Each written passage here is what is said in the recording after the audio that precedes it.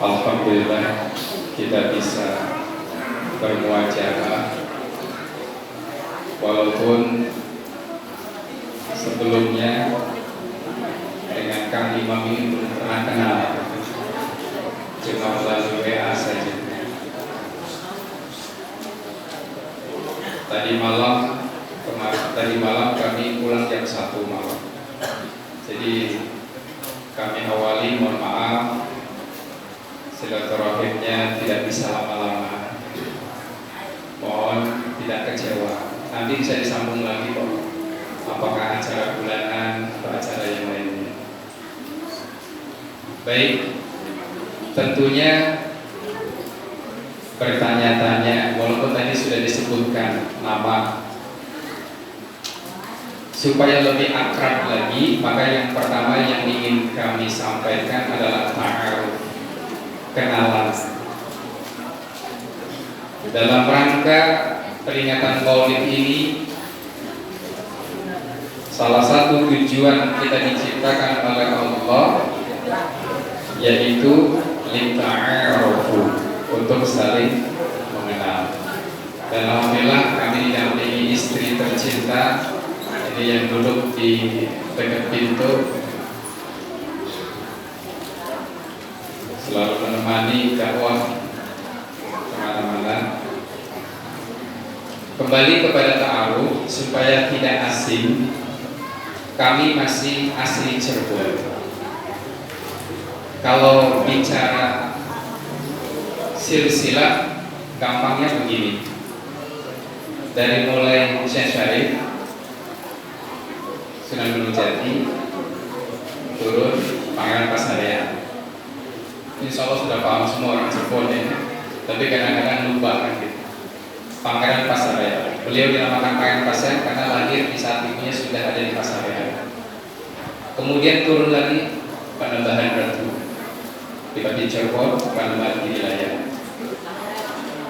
Panembahan Wilayah, kemudian Martawijaya atau Sultan Sepuh I, Sultan Sepuh II Tanjung Arifin Jamaluddin, Sultan Sepuh III Raja Jainuddin, Sultan Sepuh IV Amir Salim Muhammad Jainuddin, Sultan Sepuh V Mata Ngaji. Mata Ngaji gak punya anak, habis putus. Punya adik namanya Pangeran Suryanegara, yang dulu makamnya di Gunung Jati dipindah ke Wanacala. Di saat makamnya mau dipindah dari Gunung Jati ke Wanacala, apa yang terjadi ketika digali makamnya? Beliau sedang membaca Al-Quran. Makanya di situ ditulis makam keramat, ada karamahnya. Pangeran Suryanegara punya anak namanya Pangeran Lubang.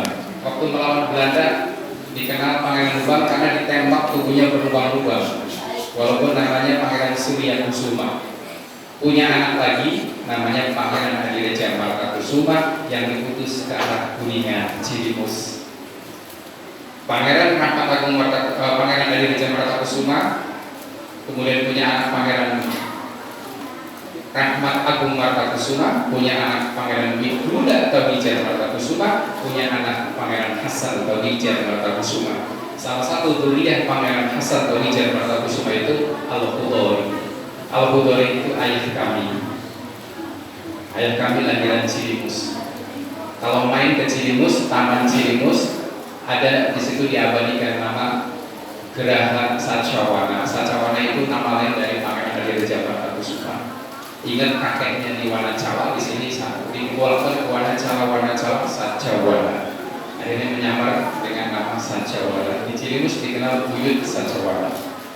Jadi itu barangkali ta'aruf supaya tidak merasa orang lain. Kami masih asli Cirebon. Insyaallah.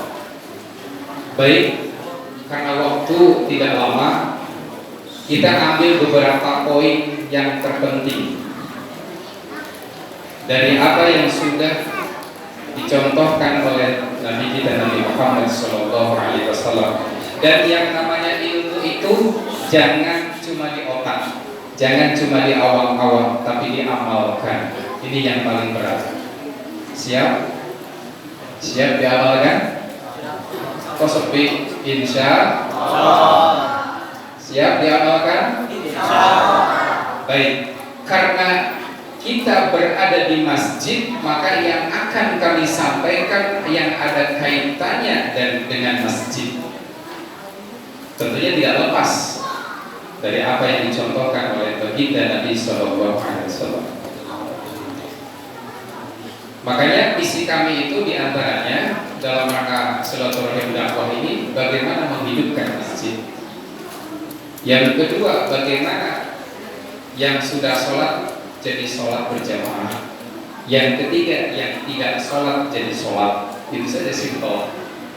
Karena prinsipnya awwal la yuhasabu fi yaumil qiyamati minal 'abdi as-shalah. Pertama yang akan diperhitungkan oleh Allah, yang akan dipermasalahkan oleh Allah di hari kiamat adalah urusan sholat. Penting, urusan sholat. Maka itu yang menjadi misi kami. Baik. Kalau kita mengingat apa yang dilakukan oleh Rasulullah dalam urusan sholat, bahkan beliau itu mengatakan kepada Sayyidina Bilal, arifna bis sholat, arifna ya Bilal, ya Bilal arifna bis sholat, gembirakan aku dengan sholat. Nah kita ini masih kelas, sholat itu masih kelas teri, masih kelas ringan, belum kelas berat. Sehingga untuk menembus pintu langit itu agak sulit. Karena mi'rajul muslim, mi'rajul mu'minin itu, mi'rajnya kita orang yang beriman itu adalah diantaranya naiknya ruh kita, doa kita. Jadi yang pertama mohon diamalkan. Yang pertama adalah, apalagi mengingat baginda Nabi pernah mengatakan, baginda Nabi melakukan sholat itu hatta tawarramat khadana, sampai kakinya bengkak. Karena lamanya begini. Tentunya ini bisa diamalkan di dalam sholat sunnah di rumah, tetapi tidak menutup kemungkinan bisa diamalkan di masjid Al-Ikhlas ini.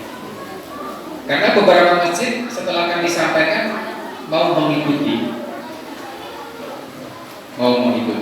Pertanyaannya begini. Sudah biarkan saja anak-anak bapak ngobrol. Namanya juga anak-anak. Yang penting yang dewasanya tawajud wajah. Pertanyaannya begini. Berapa kali kita khatam Quran di dalam sholat? Jawab. Yang kedua,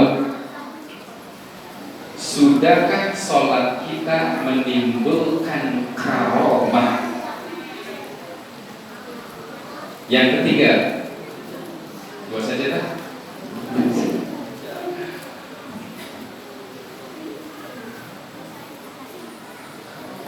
Apalagi kalau insya Allah yang hadir ini semuanya ahli sholat, insya Allah.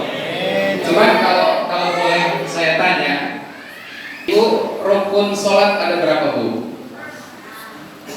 Nah, terus variasi jawabannya biasanya. Halo? Ada berapa, Bu? 16. Padahal faddala bani Adam bil ilmi wal amal. Jadi kemuliaan kita sebagai keturunan Nabi Adam itu dengan ilmu dan amal. Kita rajin mengamalkan sholat, kadang-kadang ilmunya lupa. Baik, sebelum melangkah yang tadi, karena waktunya singkat, ada 4 rukun sholat. Jadi rukun sholat itu ada 4. Yang pertama rukun qalbi, yang kedua rukun qauli, yang ketiga rukun fi'li, dan yang keempat rukun ma'nawi. Ingat, Bu? Sudah ingat? Tukang sholat tapi lupa. Kalau dibahas panjang nanti ya. Insya Allah nanti lain waktu lah, nanti dirinci satu persatu dalam. Ada kan acara bulanan ya? Ada acara bulanan. Satu saja deh, satu aja dulu untuk menimbulkan rangsangan dulu. Rukun qalbi. Rukun Rukun qalbi itu niat. Akan tetapi awas, ada lafaz niat, ada niat sholat. Lafaz niat itu seperti yang diajarkan oleh para ustadz kita, para kiai kita. Usolli, misalnya nanti sholat subuh, usolli fardhu subhi rakaatain, itu lafaz niat. Kalau niat sholat itu ketika memulai pekerjaan, begitu takbiratul ihram, Allahu Akbar, di situ melintaskan niat, hatinya niat. Seperti sekarang jamaah menghadap ke sini tapi hatinya bicara kan. Nah, itu contoh pekerjaan hati. Jadi hati itu bisa bicara, bisa teriak, bisa membicarakan orang lain, bisa berpikir dan sebagainya. Itu hati.